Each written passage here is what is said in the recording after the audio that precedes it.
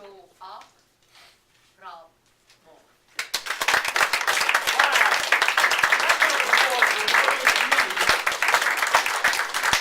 Of June 25th, 1995, the day of my high school graduation. Now, how many people besides me ever been to a high school graduation before? Come on, show me the whole armpit. Now, how many people besides me ever seen a high school before? I always get everybody with that. Fantastic. Well, my name was called, and as I walked across the stage, I got that same round of applause that you folks just gave me.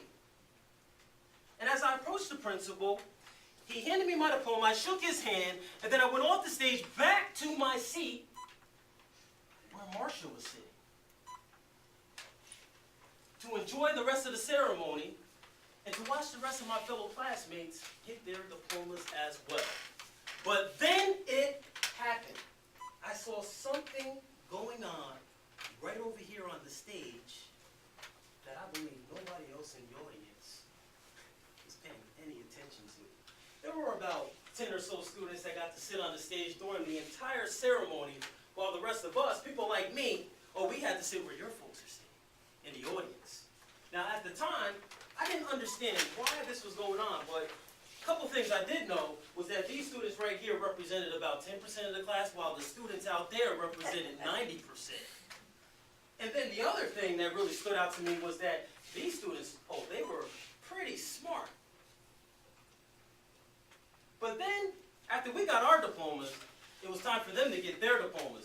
And then as soon as they called the first student that was over here and mentioned their grade point average, which was not lower than a 90%, I knew exactly why we were out there and they were up here.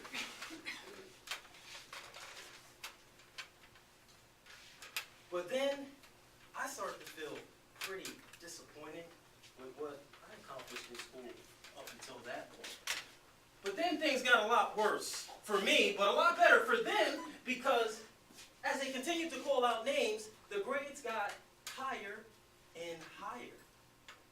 And then I heard a 99.3, then I heard a 99.7, and I thought to myself, how in the world could these grades be possible?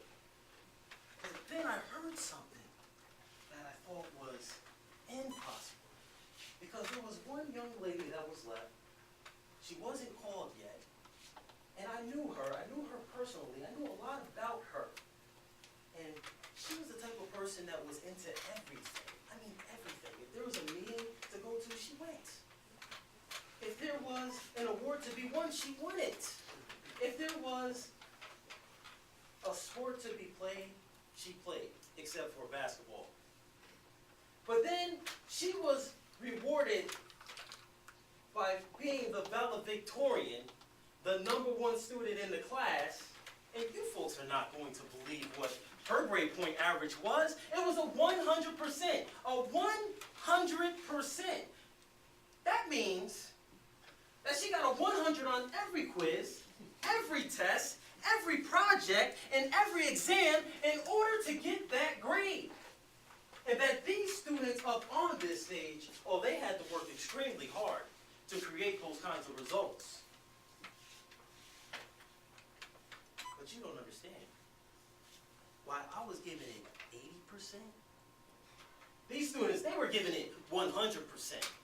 While I was just trying to fit in with the crowd, Pearl. These students, they were proud to be a part of a different crowd. While I was just trying to make it through high school, these students, they were trying to make it into the next school. Now, at this moment, this ceremony here, it was no longer a celebration. It was a reality check.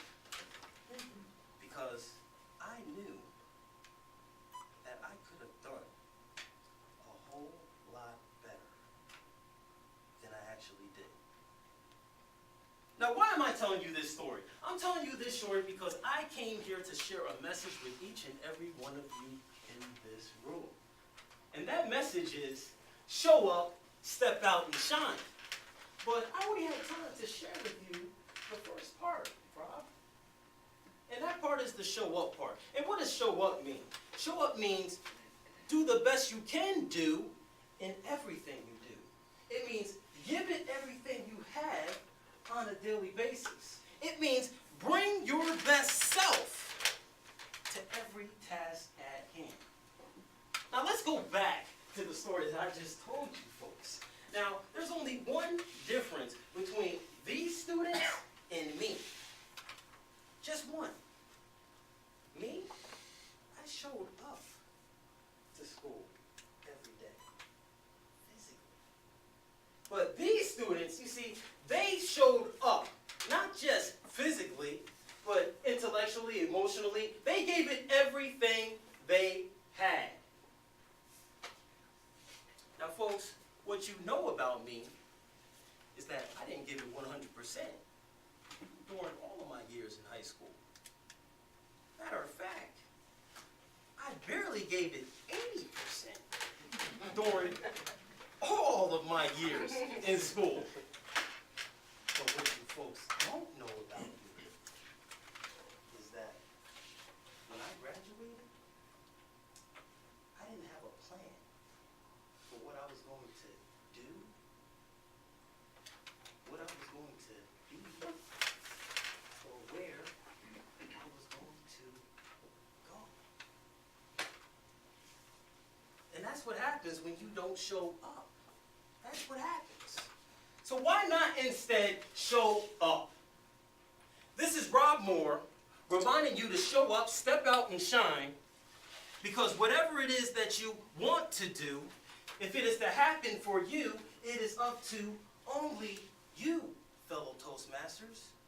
Are you with me on this? Say yes. Yes. Yes.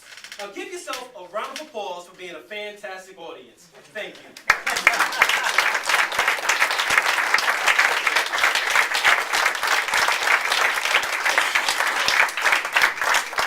How long do you give Toastmasters? I am a part of Arlington Rotary, Poughkeepsie, New York. Got that Monday morning, 7:15. Oh. I'm a morning person. Yeah, it's showing up. And I've been a part of that club for 6 months. And I started 6 months ago. Great. In your notable accomplishments, I'm reading, wrote one book called 12 Secrets to Student Success. Can you tell us more about it? That's a book that I wrote because I think about, you heard the story I just told you. After I got hit with that, and I had some other things that happened, like I had a conversation with my mom, because I was a very hard-headed type of kid, and when my way wasn't working, that's when I wanted to start listening. And I had a conversation with my mom, and she basically told me, like, you better start doing something. And then she was like, if you want to go to college, just go.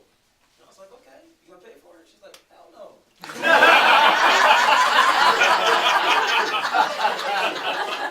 She said, you pay for it. So I was like, all right, my way ain't been working, so I'm gonna start doing it her way.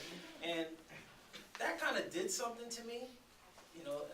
For some reason, I kind of felt like life, like people owe you stuff, like your parents owe you stuff.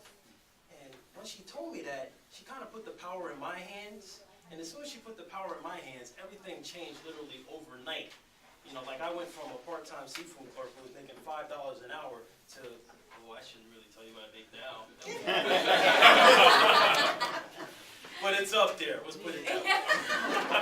So what I did is I wrote this book because I wanted to think about the things that I wish I would have knew back then when I was in high school that could really help somebody else that was in my situation. Because my situation, I look back on it, it was pretty rough. But I think nowadays, I think it's even worse. So I really wanted to write something that could help somebody that's in my situation or in a worse situation. So that's what I